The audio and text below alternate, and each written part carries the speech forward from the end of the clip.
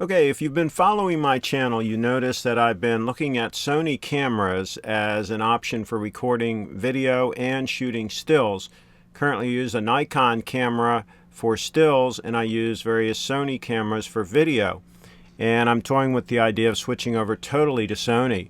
Recently I did this review where I compared my Nikon D700 with the 24-70 lens to the A7R with the new 24-70 lens that just came out. Now it's an f4 lens, the Nikon lens is an f2.8, but I would argue in most event situations the f4 is fine.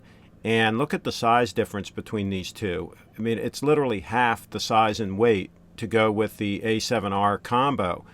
And the next combo that I'm going to look at, and I've got them on order, is the A6000, which is a crop sensor camera that's coming out. And the claim to fame for the A6000 is that it will have super fast autofocus, faster than the A7R, which you're seeing the picture of right now, which that's one of the problems with the A7R is the speed of the autofocus.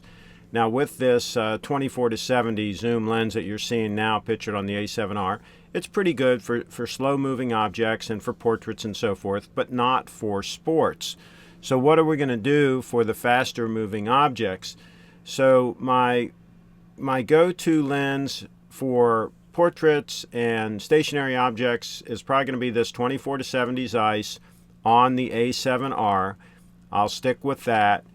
And then what I'm considering doing is switching over to the 70-200 lens, which is also an FE lens, a full frame lens for E-mount. So that means it will also work on my A7R.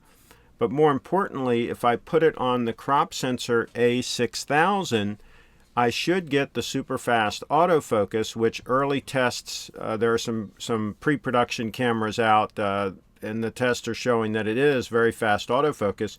So assuming that this lens that you're seeing right now will focus fast on the A6000, what I'm considering doing is having this lens on the A6000 for fast moving objects and for portraits and so forth, but mainly for moving objects. And for the reach that I'm going to get on a crop sensor, this thing will probably give me, around 300 millimeters reach. So that's what I'm looking at going with now. And as soon as I get them in my hands, I'll do some extensive testing and let you know how this combination performs. Sony claims fast autofocus at 11 frames per second. They have a little demo up where a dog is running right at the camera and the camera is nailing focus. So if it can do that, that's what I'm looking for. I can ditch my Nikon D700, which is excellent at moving objects and holding focus.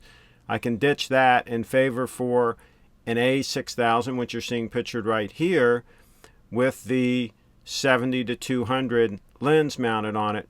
And by the way, this 70-200 lens is half the weight of the Nikon 70-200 f2.8 lens. So the weight reduction of the lens and the camera body, the whole kit will be substantially less. I'll basically be able to carry two cameras and have less weight on board than carrying one camera. Plus, both cameras will be able to shoot stills and video, whereas now my Nikon rig does not shoot stills. So I'll keep you posted. Check my channel, search A7R for all my reviews on the A7R. We'll keep you posted as we switch over from Nikon to Sony.